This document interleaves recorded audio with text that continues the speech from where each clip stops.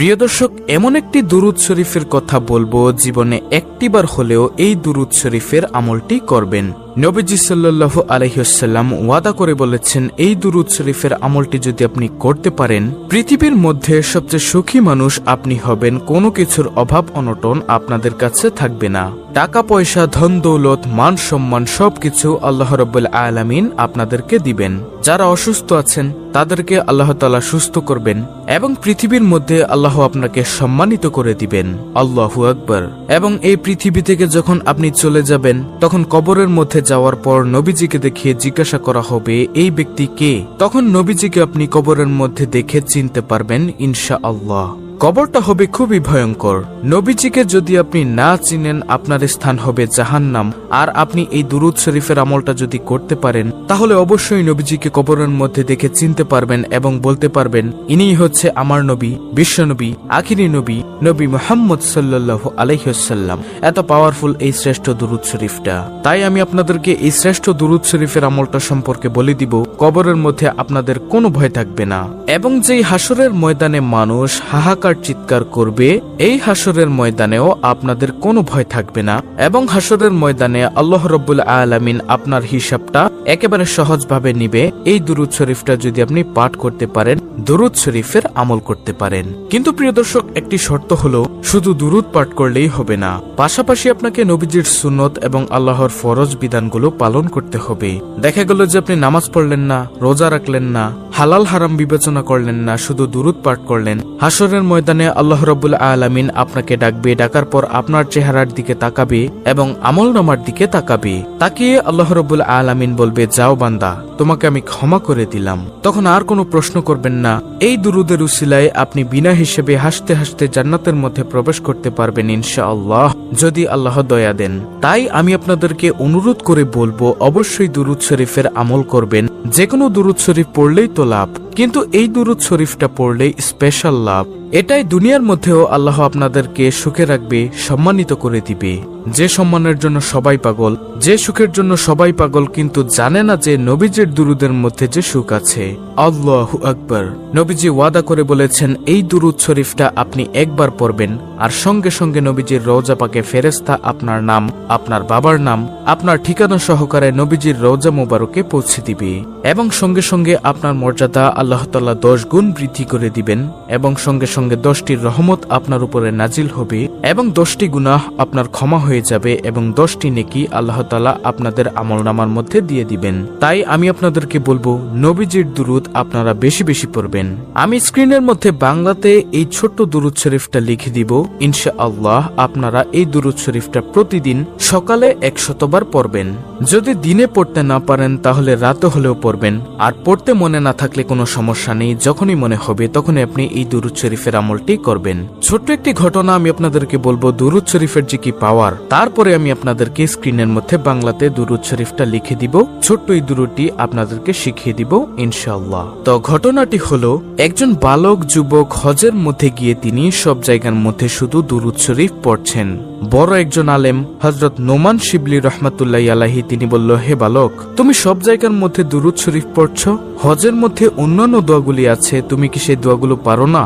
সে বালক বলল, হুজুর আমি সব দোয়া পারি, তারপরও আমি দুরূদ শরীফ পড়ি। হুজুর বলল, কেন পড়ো বালক, আমাকে বলো। তখন সে বালকটি বলল, হুজুর আপনি তো জামানার সবচেয়ে বড় আলেম এবং ভালো লোক, এজন্য আপনার কাছে বলছি, আমি দুরূদ শরীফের যে পাওয়ার, যে শক্তি দেখেছি, অন্য কোনো কিছুর মধ্যে আমি এত শক্তি, এত পাওয়ার দেখিনি। তখন সেই বালকটিকে হুজুর বলল, আচ্ছা বলো তো দেখি, দুরূদ শরীফের মধ্যে তুমি কেমন শক্তি, কেমন পাওয়ার দেখেছ?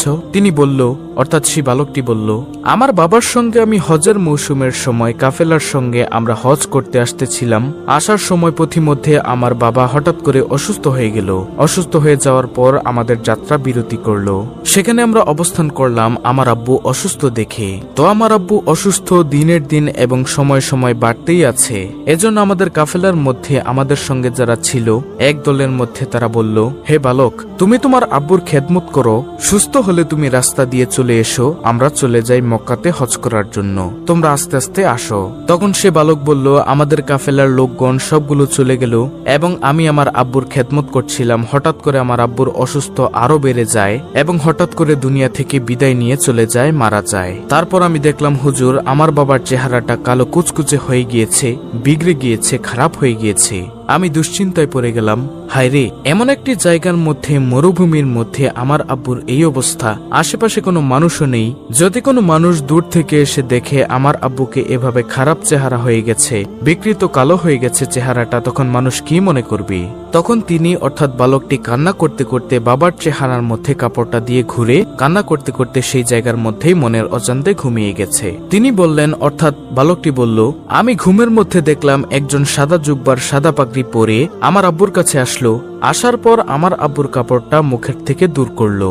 সরানোর পরে আমার আব্বুর বিকৃত চেহারাটা, খারাপ কালো চেহারাটা, তিনি তার মধ্যে তার হাতটাকে মুছে দিলেন, হাতটাকে বুলিয়ে দিলেন, মুছে দেওয়ার সঙ্গে সঙ্গে আমার আব্বার চেহারাটা নূরে নূরান্বিত হয়ে গেল, সুন্দর হয়ে গেল, চোখ ঝলমল করতেছিল।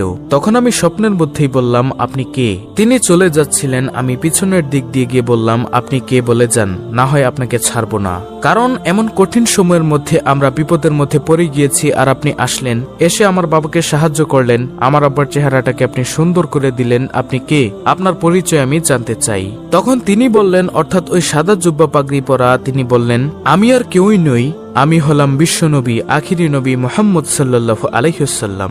সুবহানাল্লাহ। তখন তিনি বললেন, আপনি কেন এসেছেন ইয়া রাসূলুল্লাহ সাল্লাল্লাহু আলাইহি ওয়াসাল্লাম? আপনি নিজে চলে এসেছেন কেন? আল্লাহর রাসূল তখন বললেন স্বপ্নের মধ্যে, তোমার বাবা দৈনিক দিনে 100 বার দুরূদ শরীফ পড়ে, রাতে 100 বার দুরূদ শরীফ পড়ে। আজকের দিনেরটা আমি পেয়েছি, কিন্তু রাতেরটা পাই না। ফেরেশতাদেরকে জিজ্ঞাসা করলাম। ফেরেশতা তখন বলল, আপনার সেই আশেক, আপনার ভক্ত যে দুরূদ শরীফ পাঠ করে, আপনার উম্মত, সে তো খুব বিপদের মধ্যে আছে, দুনিয়ার মধ্যে ভালো আমল করে না, এজন্য চেহারাটা পাল্টে গিয়েছিল, বিগড়ে গিয়েছিল, এজন্য রাতের দুরূদটা সে পাঠাতে পারে না। এজন্য আপনার আব্বু বিপদের মধ্যে পড়ে গিয়েছে, আমলে তেমন ভালো ছিল না, তারপরও দুরূদ শরীফটা পড়তে কখনো ভুলেনি। তার জন্য আমি রওজা থেকে চলে এসেছি, আমার প্রিয়কে, আমার আশেককে উপকার করার জন্য, সাহায্য সহযোগিতা করার জন্য। সুবহানাল্লাহ। তারপরে আল্লাহর রাসূল সাল্লাল্লাহু আলাইহি ওয়াসাল্লাম চলে গেলেন। এরপর সেই যুবক বলল যে, হুজুর, আমি এরপর থেকে বুঝতে পারলাম দুরূদের মধ্যে যে কি ফজিলত, কি বরকত। এরপর থেকে আমি দুরূদ শরীফ পাঠ করি। প্রিয় দর্শক, এখন কথা হলো যে কোন দুরূদ শরীফ পাঠ করলে আপনার মর্যাদা বেড়ে যাবে, সওয়াব পাবেন। আজকে যে দুরূদ শরীফটা আমি আপনাদেরকে শিখিয়ে দিব, এটা 100 বার হলেও কমপক্ষে জীবনে পড়বেন। যদি পারেন প্রতিদিন পড়বেন, যদি না পারেন আপনার যখনই মনে চাইবে তখনই এই দুরূদ শরীফটা পড়বেন। প্রিয় দর্শক, আর সেই দুরূদ শরীফটা হলো, আল্লাহুম্মা সাল্লি আলা মুহাম্মদ কুল্লামা যাকারাহু যাকিরুন ওয়া কুল্লামা গাফালা আন যিকরিহিল গাফিলুন। প্রিয় দর্শক, আমি আবার বলছি, দুরূদটি ভালো করে শুনুন, স্ক্রিনশট নিয়ে নিন। আল্লাহুম্মা সাল্লি আলা মুহাম্মদ কুল্লামা যাকারাহু যাকিরুন ওয়া কুল্লামা গাফালা আন যিকরিহিল গাফিলুন। খুবই পাওয়ারফুল একটি দুরূদ, আপনারা প্রতিদিন 100 বার করে হলেও পড়বেন। যে কোনো সময় মনে চাইলে এই দুরূদটি পাঠ করবেন। টাকা পয়সা, ধন সম্পদ আপনার চতুর্দিক থেকে আল্লাহ রাব্বুল আলামিন আপনাকে দিয়ে দিবেন ইনশাআল্লাহ। অত্যন্ত গুরুত্বপূর্ণ একটি ভিডিওটি ভালো লাগলে অবশ্যই চ্যানেলটিকে সাবস্ক্রাইব করে পাশে থাকা বেল বাটন অল বাজিয়ে দিবেন। ভিডিওটিতে একটি লাইক দিবেন এবং কমেন্টে আমিন লিখবেন এবং অন্য মুসলিম ভাই বোনদের কাছে ভিডিওটি শেয়ার করে দিবেন, যেন তারাও আজকের ভিডিওটি দেখে এই দুরূদের আমলটি শিখে করতে পারে। আল্লাহ রাব্বুল আলামিন আমাদের সকলকে এই দুরূদের আমল নিয়মিত করার তৌফিক দান করুন। আমিন।